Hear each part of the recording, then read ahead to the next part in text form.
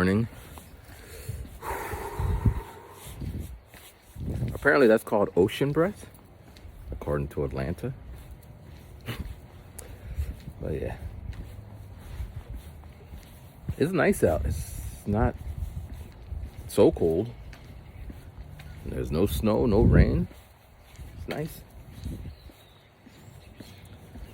Yeah.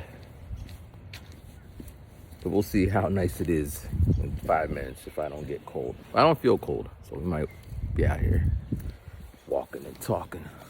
This used to be my bus stop right here. There used to be a tree right there. This used to look new. My town's like 100 years old, man. I wish, well, I don't know. 100 years ago, there might have been like a more racist town, because you know how 100 years is. But we're on the East Coast, so it might have been less racist. I guess I would want to go back in time, but like a ghost form, not interacting with folks. These houses were on fire. That's weird. I knew a person who used to live there. He used to go to my church. I hope he wasn't injured. A kid, John, used to live there. Good at football.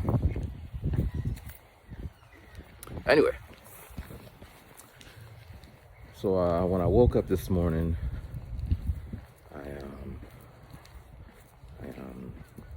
I was watching Atlanta. I liked the show, but this episode was interesting. It was about a nanny. Season 3, episode 7, about the Trinidadian nanny. My mom was a nanny. She didn't tell me much about it. I seen pictures. She said one time that one of the kids she was taking care of, her friend said something racist to my mom. And my mom didn't tell the people she was working for because she could have lost her job. But the kid told their parents that their friend said something racist to my mom. And then the parents said to that girl, the kids, I know it's confusing, right?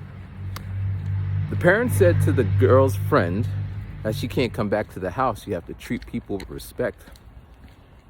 Which is cool because it could have went the other way. You know, so my mom found a good family. And she was telling, and I learned all of this when I came home this year, because we didn't talk about it. It didn't really come up. I mean, I seen some pictures, but she was just telling me. She also told me about when they left, they said she can like use a stove and cook and whatever, but she never did because she's afraid she'd get in trouble. She talked about how one of her Jamaican friends invited her to go to a club, her first club, and she went there and she did not like it. Loud music, smoking and drinking. It was nice. One of those precious things that I'm happy for. Conversations. I asked my dad yesterday, I said, Dad, when's the first time you seen snow? He says, you like to go snowing?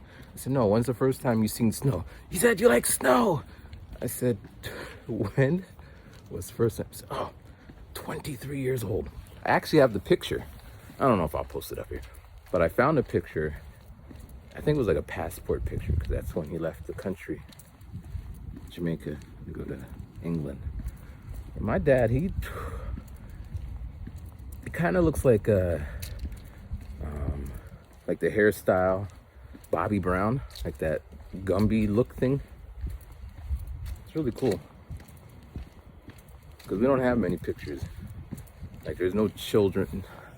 They didn't take school pictures. Well, to my best of my knowledge, they didn't take school pictures in Jamaica in 1930s. And if they did, I don't know if the parents would have been able to afford them. So really, I'm gonna have to use some AI to like recreate what my dad might have looked like, but that's the best. There might be. And like passing, maybe they did like a photo of the whole school and he would have been somewhere in that picture. But it's cool. Today I'm gonna go feed some ducks. I got a date to feed ducks.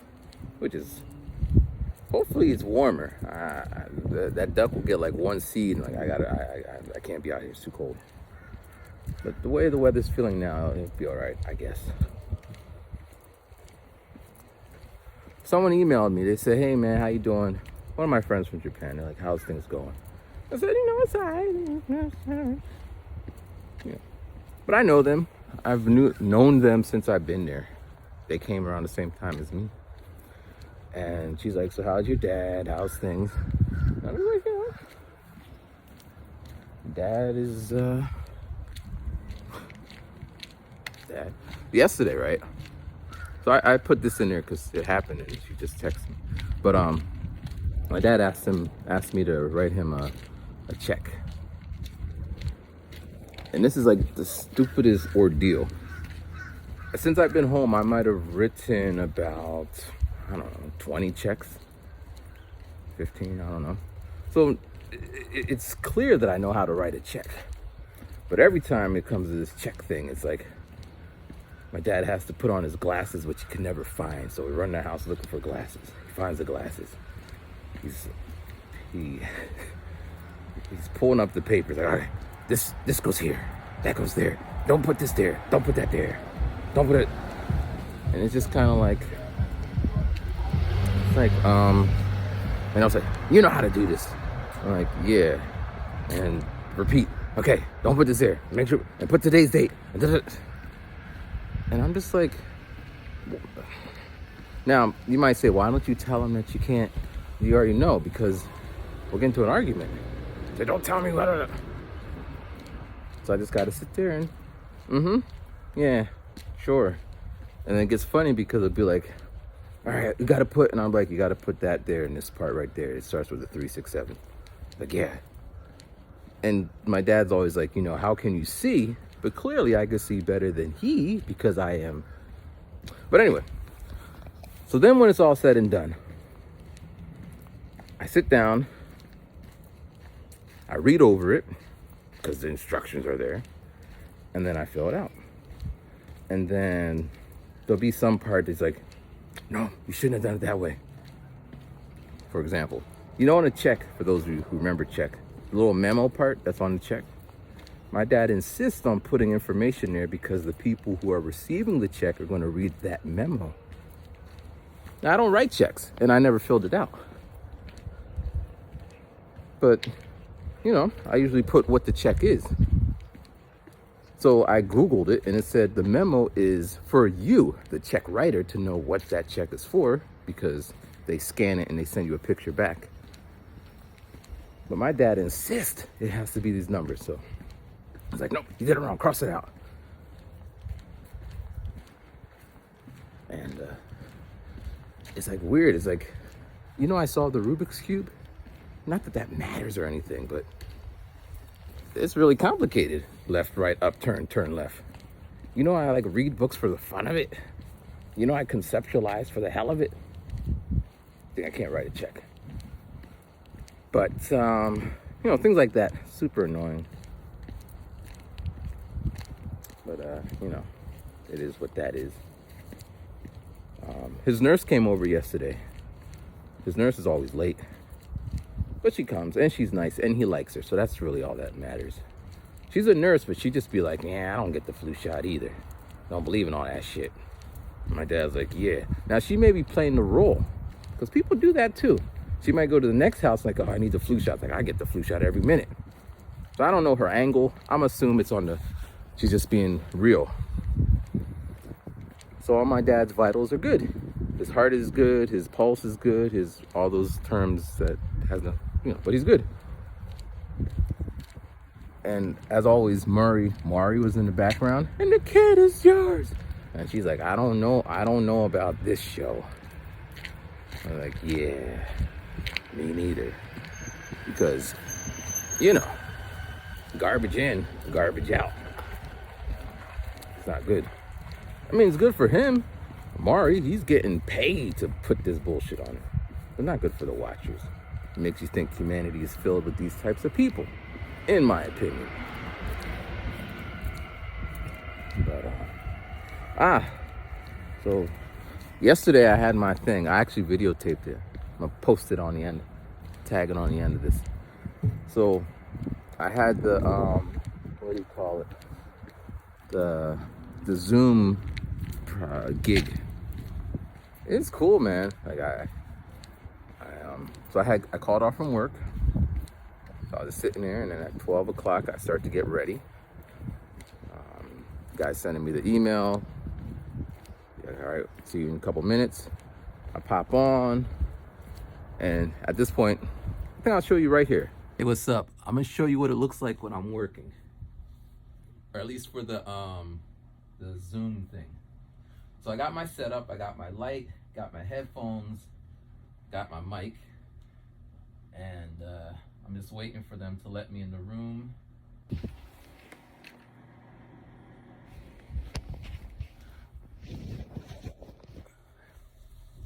I don't got a towel, but I have a mic. Now, I was floating in space. I heard some music, so I jumped up, and now I'm here to sit a little rap. See, this is the Onion verse, but if you cut them, make your eyes hurt, but that's okay, I know what I'm worth. Now, on Friday night, I was feeling hype. I'm the type to excel, but not like Excel, but we know what you write. When you put them numbers in, we came through and we perform. In fact, it's stormy, or it is a live storm. Now, Santa, he likes cookies, but so do I. You see that purple behind me? That's the galaxy sky, because when I'm on this microphone, I do it when I stop, man. In fact, I'm like Pac-Man, looking for ghosts. On this microphone, black and white, you see them quotes. Every time I'm on the zebra, you see what I know. And I came through, my family is actually Caribbean. They're from Jamaican, and that's why I'm able to give it. See, when I came through, when I rap, I man too. I'm too nice, I will never get canceled. But if they did, that's okay, cause I'll be here up in the air, be speaking out the raps with no fear. Now we gon' party like E.T. in 1993. I don't know that movie, but I think it's okay for me. No gravity, so I'm floating like Interstellar. In fact, I come around like that old dog named Yeller. Zoom sucks, but that's what we gotta use. If there's something else, I'm sure we'll pick that when we do choose. Now, it's nerve-wracking. At the end, they started calling me Michael. And I wanted to correct them, but then they're like, "Goodbye, Michael." And I was like, "That's not my name." But, yeah. Yeah. Now it's time to eat lunch. That's, yeah. It's like performing. I need to do more of these. All right, peace. Matt, listen to the message to Matt. Matt, you fucking killed it, man. That was perfect. I feel like it was better than last time. The timing was awesome. You flowed. You had such good energy, like coming in. You talked to a little bit more people. I fucking loved it. Simon, any words for him? Oh, it was awesome. Yeah, spot on. It was just the right vibe. It was wicked. Just the right vibe, man. Thank you a million times. It's like 15 minutes.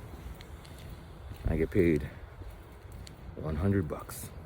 I wanted to tell my dad, because he said one time, nobody could make money that quickly.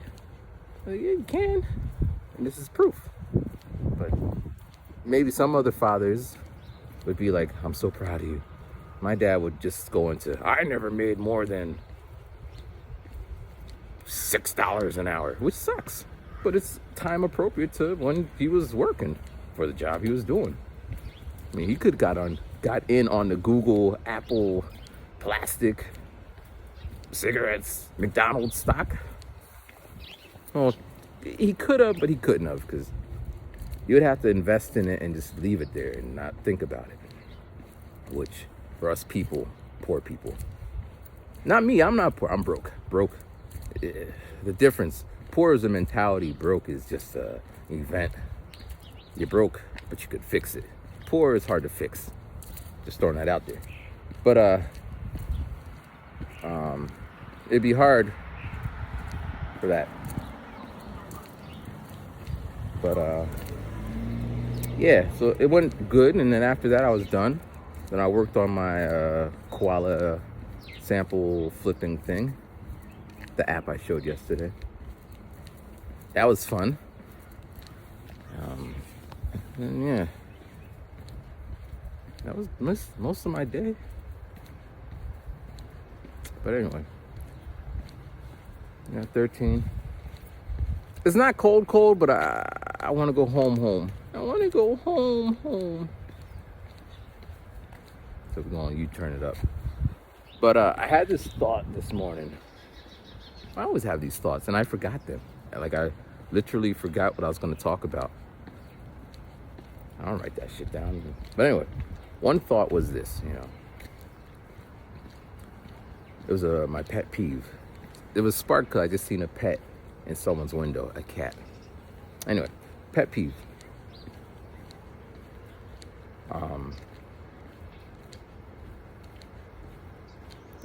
I can't know what it is. What I was going to talk about, but I forget why I had that thought. I don't remember. Well, anyway, we'll just go with it. Freestanding thought. But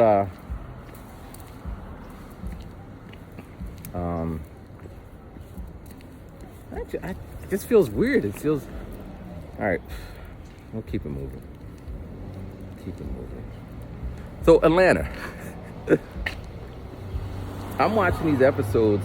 That's where I started. We'll come back to that. So my mom was a nanny. This episode was about a nanny. And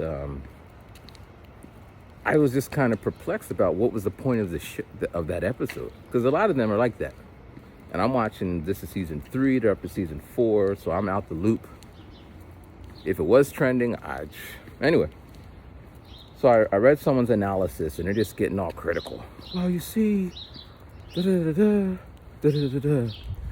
and one of the parts in the movie or the TV show is when everyone's singing and celebrating, and the daughter's like, "We're celebrating you helping out other people, but where were you for me? Where were you for me?" And I've heard that. I heard the talk. I didn't hear it directly. My dad brings it. He's like, "Yeah, so and so said this about your mom. Where was?" I guess and I heard it when I was talking to my Caribbean friends in Japan. They're just like, yeah, growing up, their parents would be working abroad, sending money back, but sometimes they felt like they didn't care about them anymore, like they abandoned them. It's a real feeling. And the person who was writing the critique was just like, he's divided. Is this episode for us, black people, or is it for them, white people? Like he was putting into that. Because it was really ambiguous. Who was wrong in this? Is it making satire? And then it talked about, do they think they're smarter than us, the movie writers? They think they're too woke? So part of me is like, yeah. But the other part, it's a show. I watch it to be entertained, not so much to be educated. And then I thought about all the black shows growing up and how they portrayed black life. If you went back, well, to when I was born. Well, if you go back, I wasn't born yet, but these shows were on. Benson, he was the butler, the smart, suave butler, but he was a butler. Like that was his job. He knew his place. They gave him status. He was smart, but he's still the butler. I don't even know, was he the butler? I forget what he was. I think he was a butler. I didn't watch it. But Mr. Belvedere played a similar part. So he was just the white version of him, the black version. But then there's Will Smith, Full House, and they had Jeffers? What? He was also the butler. He was a butler. And I don't think anyone felt sorry for him, except the one episode where he won the lottery ticket and he's just like, I'm out of here, but they tricked him. That one, he felt ashamed, but it's not like anyone wanted to be the butler. But I don't think anyone wanted to be Uncle Phil. I think we wanted to be Will. Like he was the main. You didn't want to be a Carlton. I don't know if people were attracted to Hillary. Maybe she wasn't the idea of what black women should be like than Vivian. Or you go back to the Cosbys. I think within their time frame, time zone, time era, it would have been Reaganomics. I don't know, the 80s. This is off the cuff. I'm just spitballing here, but that show would have been like an oasis in the middle of all the bullshit that was going on. Kind of something like what we could aspire to, we black people, or what. Good morning. Good morning. How are you? Doing good. So maybe what we could aspire to be in these times. Now, if you contrast that with Sanford and Son, which would have been before that, or Good Times, which would have came after that, this showed what well, Good Times at least, would show what we're making the best of what we have. Sanford was making light of what they had. Like, I mean, it's a really great analysis if I did it right. But then if you jump up, Martin, they didn't have kids. They were just singles living their life. And then the spinoff, or I don't know if it's a spinoff, but Singles. We got with Queen Latifah. They didn't have kids either. Maybe that was the rebuttal, how do you want to say this? I don't know. So Friends, and then Singles, like the opposite. Then Sisters would have been like Sex in the City. So these shows are kind of like made for specific demographics to show their lifestyles. I use this with my therapist. I said, art imitates life, life imitates art. So I don't know where the line is. It's blurry. But they weren't showing the kids, single moms and raising kids, although that was also happening. I think Rock was more real and gritty. I didn't watch it though, because it wasn't funny. I think at that point the Wayne brothers were on. I watched the Wayne brothers. They were just funny. We're brothers and we're fit. But TV, there's a narrative, there's a perspective, there's a thing going on that watching it, we don't necessarily notice it until you notice it. Like, I grew up on Looney Tunes, Bugs Bunny. There's a lot of racist shit happening there. Didn't notice it but you sit there and watching it, it's like osmosis. It's just seeping into you. Blackface was a theme. I digress. I'm just rambling here, but when I look at Atlanta, I just see it in that kind of, it's a TV show. They're trying to do what they got to do, using what I found cool about the show is it's like cultural. Like, it has, like, my mom used to watch soap operas, so Christmas, Halloween, or just cultural things would seep into the writing. So around Christmas time, there's Christmas time. When AIDS was a thing, I mean, it's still a thing, but it seeped in there. Having gay boyfriends and girlfriends seeped into their blogging. Like, it's they're pulling from the fabric of reality. But in the case of Atlanta, they're pulling from, like, in this episode, the writer said maybe they're making fun of Tom Hanks' son doing patois, because there was a character who was white. But I thought it was more like he looked like Sean Paul. And Sean Paul is a dance hall singer, or he was. I don't know what he does at this moment. So I Googled it, and there's Chet Hanks. And I guess it's 2021. I don't know who the hell he is. Don't care. I hope he's okay. I don't wish him ill will. But he's not on my gotta see what he's doing. But apparently he was talking like a Jamaican, and the world was upset. Some people are saying he's appropriating the culture. Some people are saying, I don't care what he does. His mom was like, oh, that's Chet being funny. I could imagine. Maybe he hangs around people who talk that way. That's usually how you pick up people's mannerisms.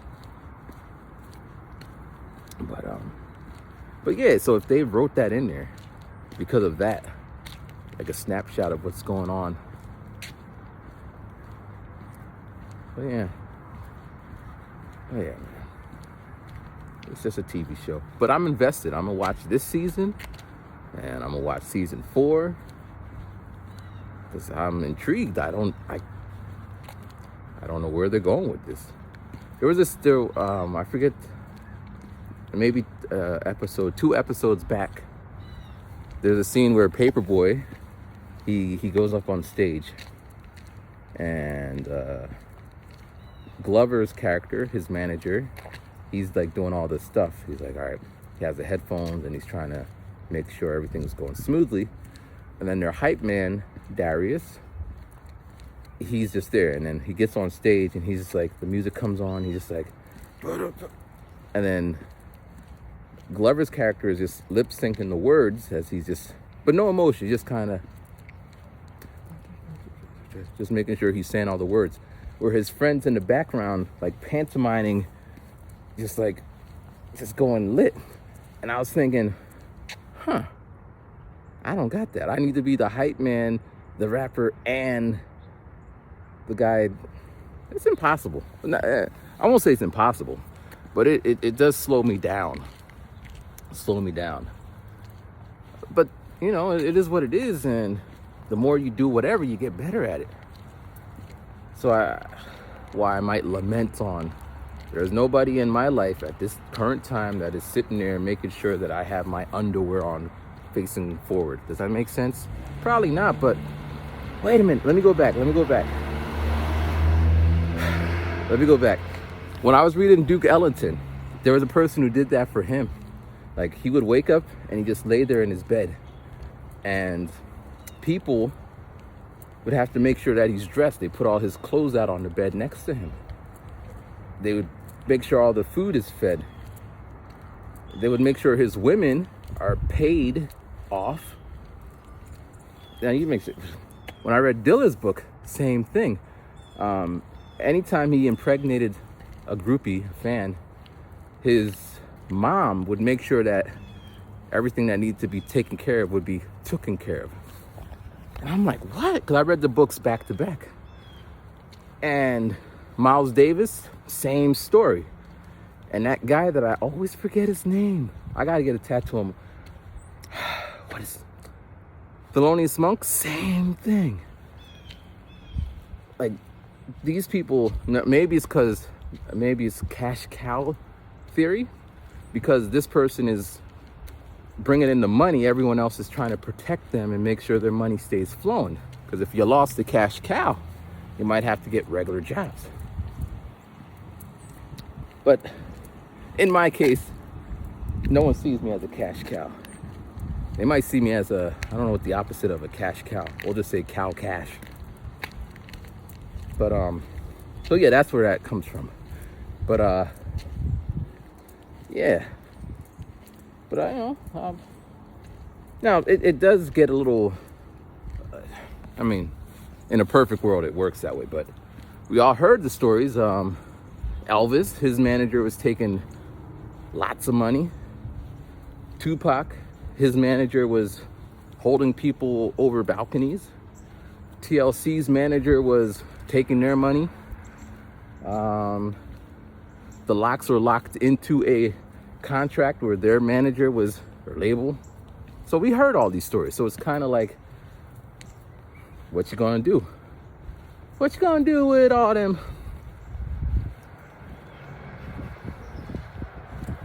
Yeah. Now it's getting cold. 27 minutes out here walking and talking.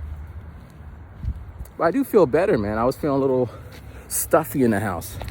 Come out here, feel nature, talk. I wish more people would come outside and talk and walk. It'd be pretty noisy. Hey, you out here talking and walking? Yeah, what's your subscriber channel name? It's getthefuckoutofmybusiness.com. I'll be like, let's get the fuck out of my business.com. I see what you did there.